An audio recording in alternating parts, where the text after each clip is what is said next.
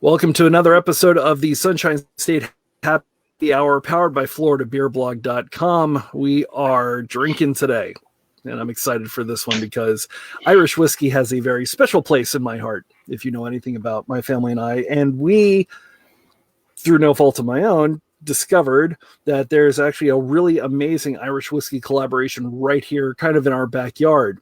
If you're familiar with Clonakilty Distilleries out of it's County Cork, right? Yep, West Coast, West Cork. Okay, okay, nice. I got that right. Yep.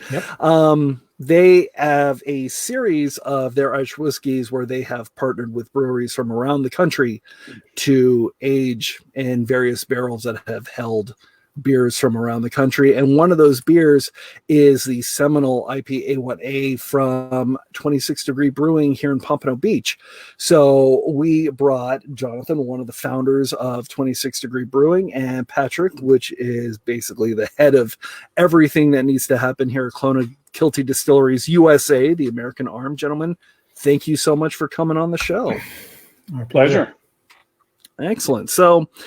So Patrick, I'll start with you because I guess give us a little bit of a background for Clonakilty Distilleries. Obviously, when people think Irish whiskey, there's a certain name that kind of shoots to the top of the list. But you've really started to make some great inroads, not only with your excellent regular product, but you've also got these phenomenal collaborations with other breweries from around the country. Yeah, I mean, we've started only a couple of years ago. I mean, our first distillation was last year. So what we did was to get a route to market, and obviously the US is the biggest market for Irish whiskey in the world.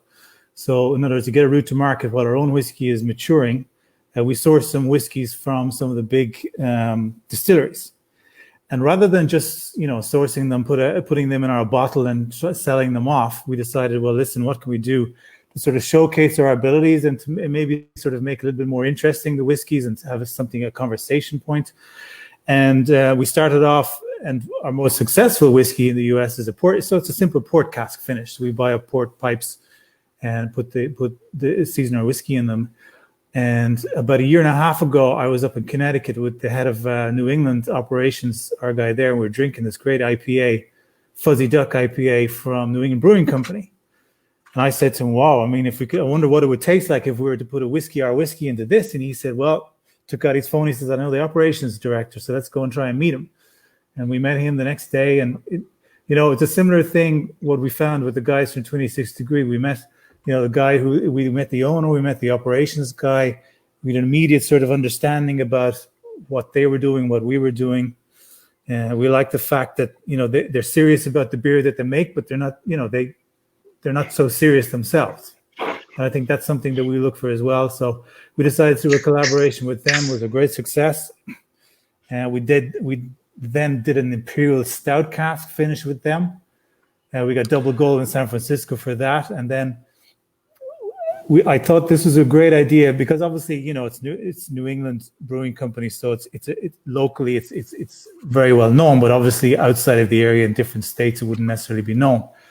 So I decided to extend it, and we've made contact, and we're doing collaborations with 6 different breweries all over the US, from Oregon to Rhode Island, obviously Connecticut, Maryland, Pennsylvania, and close to my heart, the guys in 26 Degrees in Florida, just down the road. That's kind of amazing. And I know, Yonathan, you have cracked open your awesome can of IPA1A, a beer that I'm sure that you have had many a time throughout the years, because it is one of, if not your flagship beer. Can you tell us a little bit about it? Sure. It's absolutely our flagship beer. It's our most well-known beer. It's a, we call it a Florida IPA, I guess. It's not overly bitter. It's dry hopped, but not hazy like the New England's. It has a nice balance of bitterness and a malt backbone to support it. And we use, the always popular Citra as our main hop. And, it was an instant success for us in the tap room as well as in distribution. Mm-hmm. Excellent. So, and I find it interesting because kind of like Patrick, kind of like how you mentioned with the beer that you had, or the kind of combination that you had mentioned earlier, with collaborations like this that I've seen before, because I've seen it with rum and a bunch of other kinds of beers. They tend to go more for the stout or the strong ale. This is one of the few that I've seen that are not only not that, but specifically for an IPA.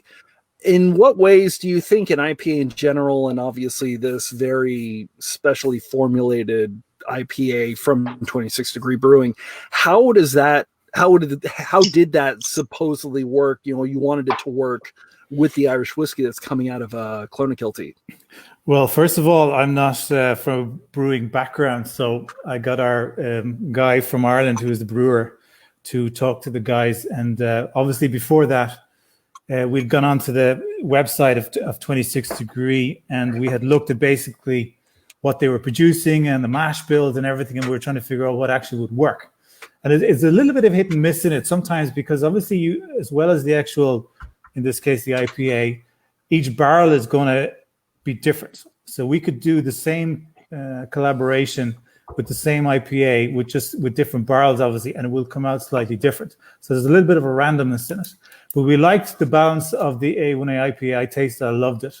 I thought that it would make a nice complex whiskey, a nice finish. And I think we're all actually really surprised at how complex it is, because we've done this before. And I think I did a tasting just last week with some people in a liquor store here in Florida, and they were amazed at the even, on the nose, creme brulee coming out of it. It's really, there's a complexity in it that, to be honest, none of us expected.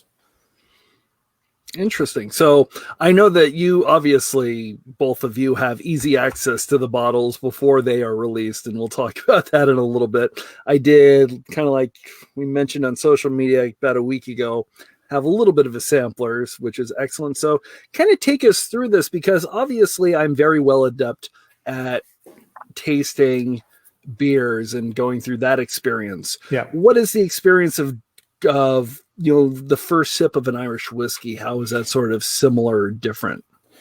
Well, first of all, I suppose you start, what's our base? What's the base whiskey that's going in there? And so we have a mix of a 10-year-old grain, an 8-year-old malt, and a 3-year-old malt. So that, if you didn't put any, if you just finished that, normally 90% of Irish whiskey is finished in first or second fill bourbon casks. So basically, the Scots and the Irish take a huge amount of the casks, because obviously for bourbon you're not allowed to use a cask twice, right? So they sell them to Ireland and Scotland. So you'll be getting a lot of vanilla. You'll be getting some spicy notes, which would be typical of an Irish whiskey, and it's triple distilled, right? So you have a smooth whiskey anyway, with sort of vanilla spicy notes on it. And then depending on the cask finish, and we have different types of finishes. We have a Bordeaux finish, but in like with the A1A IPA, we have, as I said, the creme brulee on the nose, which you would not get out of an Irish whiskey. And then you have like the sort of candied ginger on the palate. Obviously, the floral hops come out from the IPA, but there's a dark chocolate, sort of orange chocolate that's coming out of. I don't know, Dave, if you can get that, which is really unique. And of the 3 IPAs that we've done, this is the first time this has come out. It's like one of the things that we had over here. I don't know if you can even find them anymore. Is the chocolate ball, is the orange chocolate, but you smack it. Yes. And it falls out. So you both know exactly what I'm talking about. Yep. That was a very distinct orange chocolate flavor. Yeah, and that's exactly what orange I'm getting peel and here. dark chocolate. Yes. Exactly. Yeah. Which is interesting. Sorry, Dave, but it is interesting, and by pure coincidence, myself and Yonathan are on a call tomorrow with our distiller who used to be a brewer, and I want to get the guys talking about this, how come this has come out and why it has come out, because it really is interesting, and it really makes it it's a really interesting. I mean, I'm not saying that because it's Clonakilty, but I think it makes it a really interesting whiskey. I think we would all agree.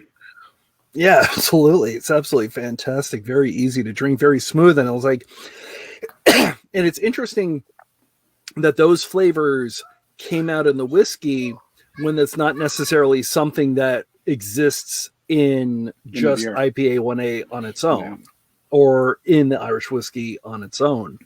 I guess, is it right to assume, not through any fault or anything, but if this were to happen again, if you had a barrel, you sent it over, aged IPA 1A in it, and then sent it back, even if all the steps were done correctly, the next batch might be a little bit different in various ways?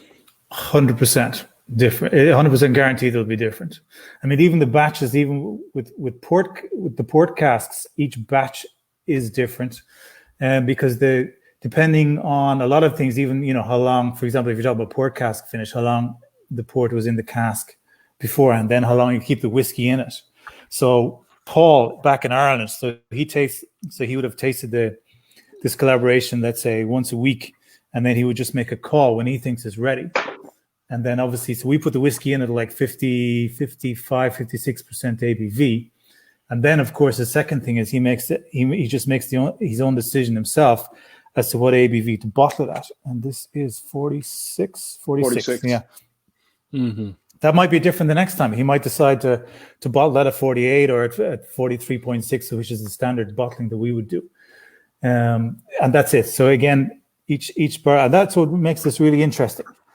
So far, we've been lucky that everything that has come out has tasted well. But there will be possibly at some point in time where we're not going to be happy with something that comes out of one of the breweries, and then we're not going to put it out in the market. We just can't, because it's a small. Interesting. It's like the small craft breweries, right? You cannot. You have to just ditch it if it's not good. Yeah. You can't take the risk. Your reputation is gone. Whereas a big guy can possibly get away with something which isn't 100%. The small guys can't. So you can't take a risk on that. It's interesting that you mentioned that your head distiller was a brewer. I think there's a rum place over on the west coast of Florida that I'm particularly fond of. They've done a lot of great stuff, and I've spoken with their distillers many times, and they all came from a home brewing background. Yeah. In fact, the distillery owns a brew pub. They don't actually brew there all the time, but the brew pub has its own brewer, but they will create recipes and they'll go over on occasion to brew over there. It's interesting to see how many distillers have the brewing background first. Yeah. Well, I mean, we basically make a beer first, right? Before we distill it, right? We just don't put any hops in it. So we have barley, yeast, and part of it obviously is how long, in whiskey, generally, you can ferment it from like 60 hours up to like 120, 130 hours. So we would sort of ferment it up to about 120 hours, and then we would distill it then. So I think most of the distillers in Ireland would definitely have a brewing background, because you have to get your base right. I mean, if you don't get that right, it doesn't matter how good your stills are, or how long the line arm is. There's a lot of science obviously in the actual distillation part of it, but you know how it is. If your base product isn't right, then you're not going to make a good whiskey out of it anyway. Well, I say you've got a lot of space to play with at 26 Degree Brewing. Do you think maybe somebody will carve out a little bit of that space and throw a couple distillers in there? Listen, there's always a possibility to take over the spot over by the dollar store that's next to us, and that's a 15,000 square foot space. We could always throw a still in there and come out with a whole series of distilled spirits. But I think for now, we'll let everyone do what they're best at. So I would be happy collabing with Padraic and the whole team, and seeing if we can get another batch out there that's just as interesting as this one. Well, and that leads me to an interesting question, because I've spoken to other breweries and other distilleries that have done something like this, and they don't do a one and done. They kind of take the barrel and they pass it back and forth, and every time they switch up the beer that's in it, they switch up the whiskey that's in it, they just keep going and kind of go until the barrel's completely exhausted. Is that something that maybe the two of you have thought about doing? Well, I think the freight would probably make it a little complicated to go back and forth, but there's definitely an option to bring some of those barrels back and see if we can age some of our stouts in them, because I think some of these notes would play really, really fantastically in Zico's Rage. Any of our stouts, our imperial stouts, would do wonders with a barrel that aged this stuff. So yeah, there's always opportunities there. Well, sorry, Dave. I was going to tell you tomorrow. Yeah, but we're shipping a container out of whiskey, so we can put the casks on top of them. So we'll bring them back. Absolutely, bring them back. We'll fill them up again. Absolutely, nice. That sounds amazing. I mean, we'll see. Go on. We'll see what kind of beer goes in there. Do you ever think that maybe one of the things that you both might want to do is try to create a recipe for a beer that is specifically meant to give great qualities to the Irish whiskey? Maybe I'm open for any of the, I mean, speaking in COVID times, happy to do anything that keeps our tanks full at this moment. So any ideas that could turn into great spirits are something that we would absolutely discuss and put together. We'll put our brewer with their distiller and let them go crazy and see what we can come up with. Yeah. One of the ideas we had with one of the other breweries was we're actually growing this barley in down in West Cork, which hasn't been grown for like 100 years. And we got like a half a kilo. So what's that? Like a pound of it about 3 or 4 years ago. And it was in the seed bank. You know, we have the Department of Agriculture in Ireland. They had these seed banks, and they said, listen, will you take this? They wanted to recultivate these old barley strains. And we have it now. We've gone through it like 4 or 5 times, and we have nearly enough to do 1 week's distilling, hopefully in September, October. But I think that could also be interesting. So one of the guys said to us, well, listen, send us over a bit of that. We might be interested in doing something with it. But that's also something we could do. You know, we're a small distillery. We're open to sort of ideas that make sense, as long as, you know, this it's not going to cost us financially. We're quite open to do things. We like experimenting within the bounds of what we can do in the Irish whiskey scene. You know, why not? It's as I said, you know, we make serious whiskey or serious beer, but, you know, we don't take ourselves too seriously. So we're open for different ideas. Cheers to absolutely. That. Cheers, guys. That sounds amazing.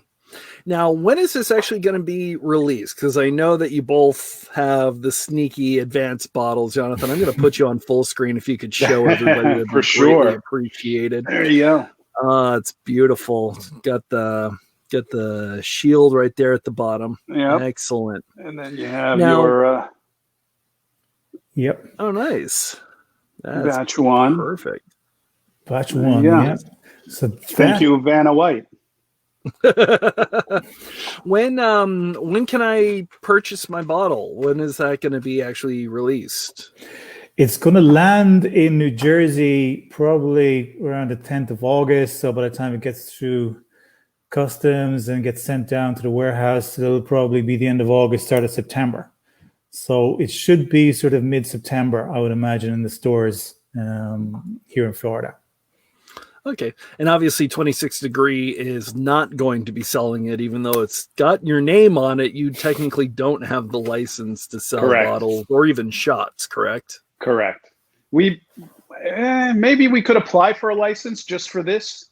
We could see we have this space. We have I think we fit under the exemption based on space. So there might be an opportunity for us to do it. I'll look into it and see, but it's not really our wheelhouse to do the distilled spirits. You know, most of what we do is just the beer in the tap room. Gotcha. Well, in the normal world, we would have done some sort of launch party or whatever. You know, we did one in New Haven. I think it was whatever. For the Fuzzy Duck, we did it about last summer, and, you know, we had Irish music there, and they had a tap room, but they can sell spirits in the tap room in Connecticut. We had great fun. And, you know, it's funny because the guys who like craft beer and the guys, I think, also appreciate the fact that it's a craft whiskey, right? They appreciate the fact that this isn't done in a huge complex, you know, where you know, there's like 2 guys and they're making thousands and thousands of hectoliters or whatever. This isn't the case. And so there's a lot of, and I really enjoyed spending time talking to the guys there, and there is a lot of similarity with what we do. Obviously, the problem with the whiskey business is it's really capital intensive because you need time. And the whiskey we're doing is what's called single pot still. So it's a distillation of malted and unmalted barley. So let's say Redbreast Irish whiskey would be a typical example of one of them. But it's going to take 5 or 6 years basically before we can actually sell our own whiskey. So it's a lot. But then again, we don't have a 3-month expiry date on the bottom of the bottom of the bottles. Also true. Also true. I was going to say, how fast can you turn around a batch of IPA 1A? 14 days, give or take. Yeah. Yeah. It's a much quicker turnaround, but it's also only, $11 a 6-pack. There's variations in everything. Yeah. Yeah. Now, is Clonakilty available elsewhere in the state of Florida? Just the regular straight Irish whiskeys that you have? It is, yeah. We've been self-distributing so far, but it's available sort of around Fort Lauderdale, across the west, and down into Miami, into this area. And hopefully we're going to have a distributor on board in the next 2 months. We just started selling in Jacksonville also, and hopefully in Tampa in the next week or so. But generally around this area, yeah, you can get it online. You can get it on an online store as well. Okay, perfect. In 26 Degree Brewing, you're pretty much... Are you statewide yet, or are you getting close? We're very close to statewide. Orlando to the Keys, and some exposure up in Tallahassee and the Panhandle. Working on the rest of the state, but a little bit at a time. But yeah, Orlando to the Keys for sure. Every Total Wine, most Whole Foods, ABCs, Crowns.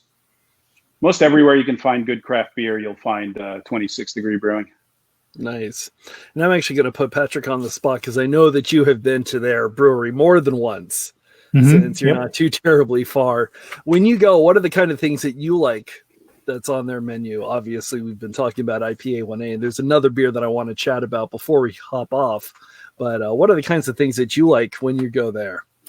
Well, I'm an IPA man. I always was an IPA man. It's the first thing I go to in a store if I don't know what the beers are. I'll just go for an IPA. But Yonathan, what was the one you gave me when I was there last week? That was you gave me something off the tap. What was it? It was really delicious. Was it a stout? No, it wasn't a stout. No, it was on the tap. I don't know what it wasn't. You'll come back and think about it. But stouts generally in Ireland.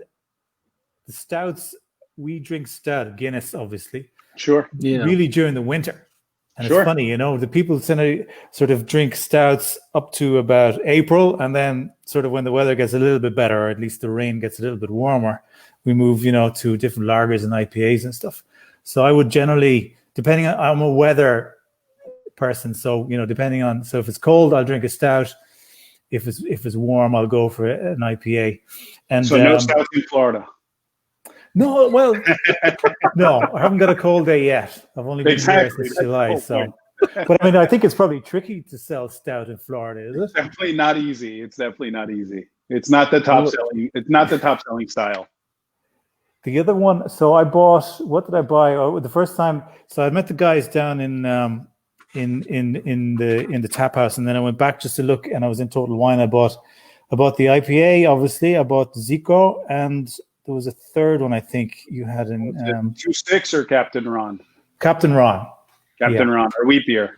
Yeah. That started life as a Hefeweizen, and then it turned into a wheat ale, and now it's super drinkable, perfect summer beer. Very, very light. Exactly for the same reasons that we've discussed. We traded it into a lighter tasting and lighter drinking beer, rather than a full hef with all the esters that come with that yeast. Yeah. Well, I also, I think about, to a certain extent, food pairing as well is important, right? So if you're eating something hot and spicy, then you have a different beer than if you're eating something light, right? Yeah. So for sure. And I think, all of those things come into play when we're making decisions as to where does this beer fit? Where does it go into our lineup? Does it make sense to brew something like this, or does it not make sense to brew something like this? And in Florida, most of our beers tend to be lighter bodied. And I know, we've sent beer overseas, we've sent beer to Eastern Europe, and a lot of the comments we receive from those is that the body's really light, and it's just a reflection of our climate, really. Yeah. It's just what we want to drink when it's 102 degrees outside. Exactly. Unless it's a pastry stout. Some people will do that. Yeah. But yeah, It's actually kind of funny that you mentioned the nice sort of light, very crisp sort of style, because one of the things that I was able to pick up today, if you don't mind me shifting away for just a little bit, is your new BLM lager. Yep. Basically brewed for and supporting the Black Lives Matter movement. I do apologize. Can you give us a little bit of the story behind this one? Sure. I just had it. It's incredibly light, incredibly crisp, very flavorful. It's almost like a cream ale in a lot of ways. Yeah, its base is like a traditional Mexican lager. So there's a little bit of corn in there to give it that sweetness to balance out that the hoppy bitterness that could come in some of the lagers. And that beer came about as a collaboration with the people on the label, Troy's Barbecue and Subculture Group.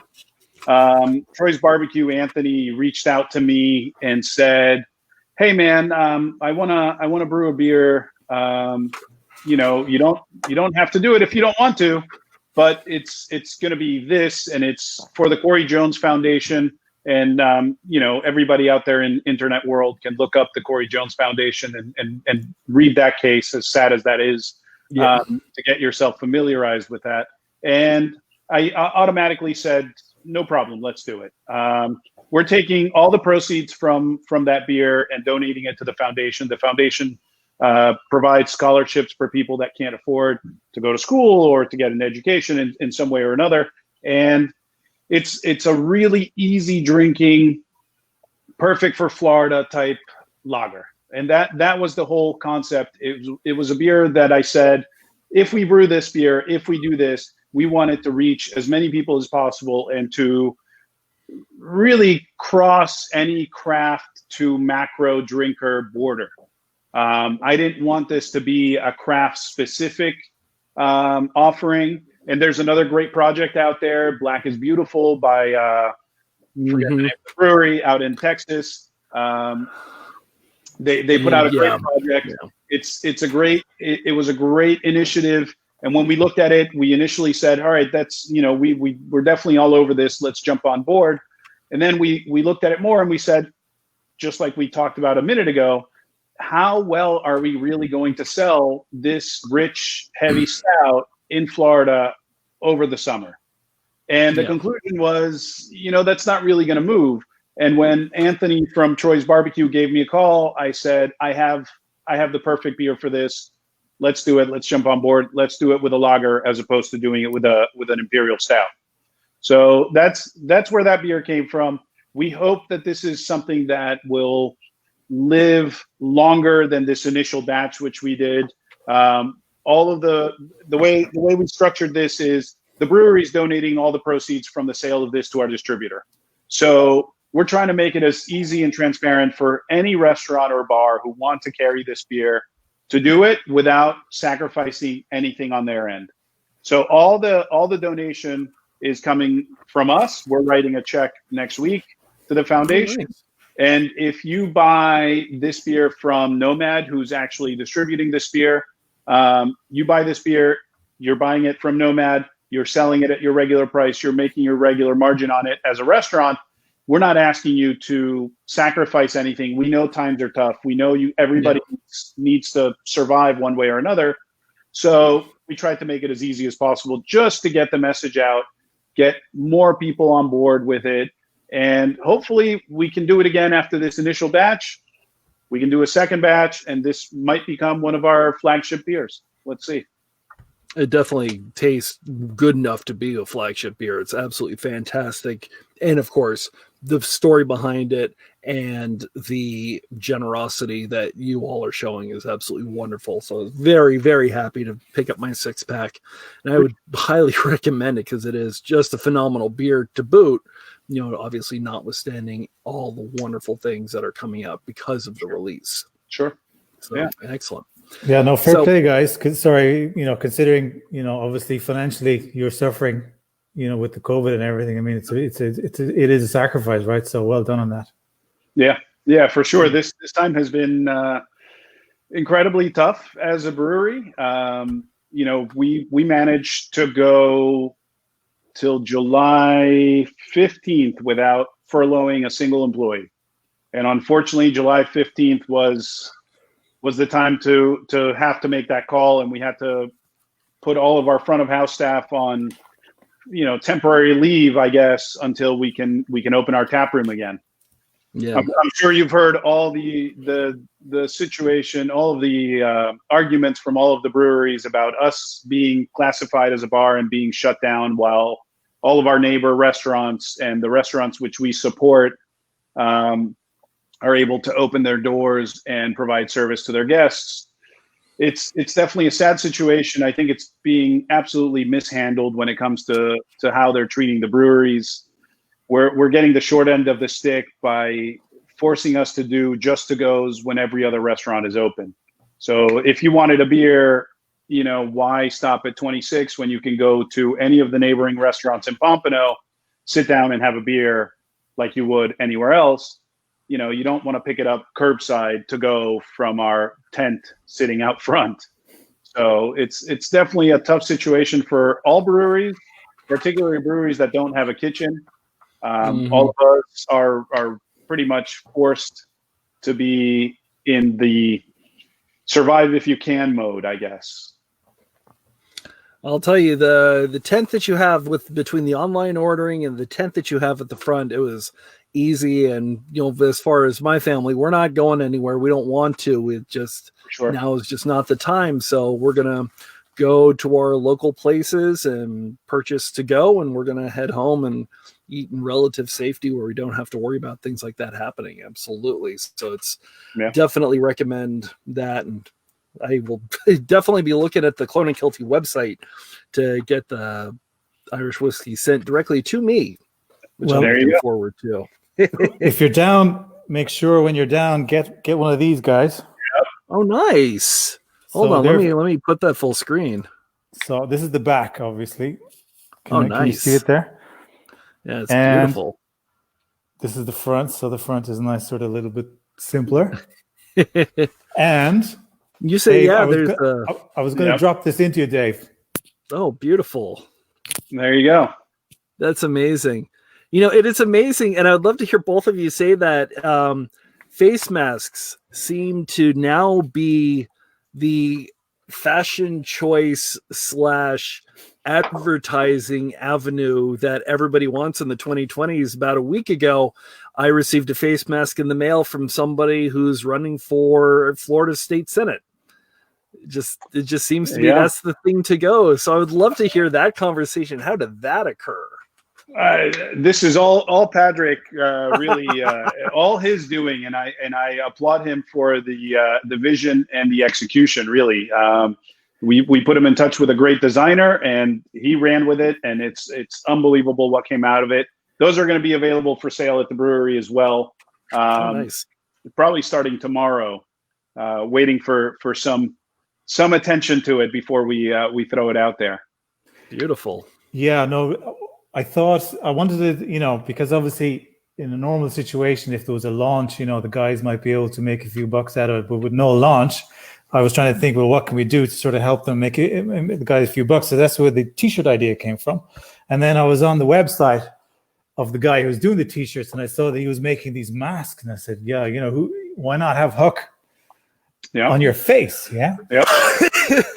Why not? It just, brings a smile to people's face. I wear it, obviously when I'm going into stores and stuff, people are looking at it. They're like, wow, what's that? And it's funny, people sort of laugh at it when they have a good look at it. And, it's okay to laugh now and again in the seriousness of it. For sure. Face mask, right? So, yeah, it could be a bit of the way it's looking in Florida, right? People are going to have to wear face masks now until when? October, November, January, anyway, right? January, yeah. So, I fully expect that people will catch on. And obviously with elections coming in November, Yeah. Mm-hmm. Yeah. And there's a bit of a political element about wearing a mask anyway, right? Yeah. Exactly. Unfortunately, there is. Yeah. Yeah. There you go. So I will say it'd be great if we could get a gift pack with the bottle, obviously, a shirt, a face mask, and the last thing I'm going to mention to you, gentlemen, because especially with Yonathan, you've got him in front of you, is the glassware. Do not sleep on this glassware. Do not sleep. I mean, take a look at this. Take a look at this base. Let me get closer here.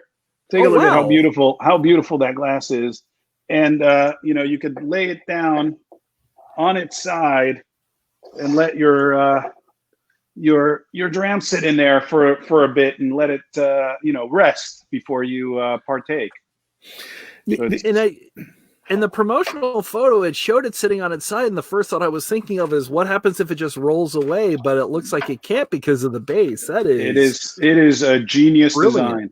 Yeah. And the base, for all you Star Wars fans out there, the base comes from, and it was designed before Star Wars came out. In the last scenes, they're on this rocky sort of little island, and that island is in Ireland. It's called Skellig, Michael. And the lady who designed this actually took it from the shape of the island.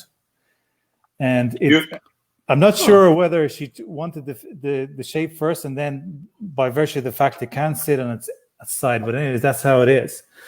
And again, this is the same thing again, that the big whiskey companies will have the Glencairn glass, let's say, is a typical sort of nose and glass for whiskey. But she's a lady who has her own company. She made the design, so we've latched onto her, and we have our own glasses. So we will be doing a pack. We definitely will. And I was talking to Yonathan about it. So we will do a pack. Probably, again, it will have to be sold online, or maybe we'll talk to one of the big stores that have already the 26 degree in it and do it. I think it'd be great. And again, we're supporting each other, right? Absolutely. Yeah. The winner. Yeah, definitely. Let me know when that pack gets released. I will be the first one to purchase one, and I know the next couple people behind me that will be purchasing theirs. So it's great. Brilliant. Next week, we are going to be possibly moving to Wednesday. I'm not sure, but we are actually going to be talking to Dudes Who Brew, which is a brand new home brewing store in Fort Pierce, which is not exactly known for craft beer with the exception of a few specific outposts. So we're going to talk to them about home brewing and opening up a location in the middle of a global pandemic, which should be really interesting. Yonathan is going for another dram. He is clearly not waiting for me to end the show. Nope. 26 Degree Brewing. Patrick from Clonakilty Distillery. Definitely, I am going to keep my eyes open. I cannot wait for this whiskey to come out. Gentlemen, thank you so much for coming on to the Sunshine State Happy Hour, and we will see you all next week. Bye, Cheers. everyone. Sláinte. Thank you.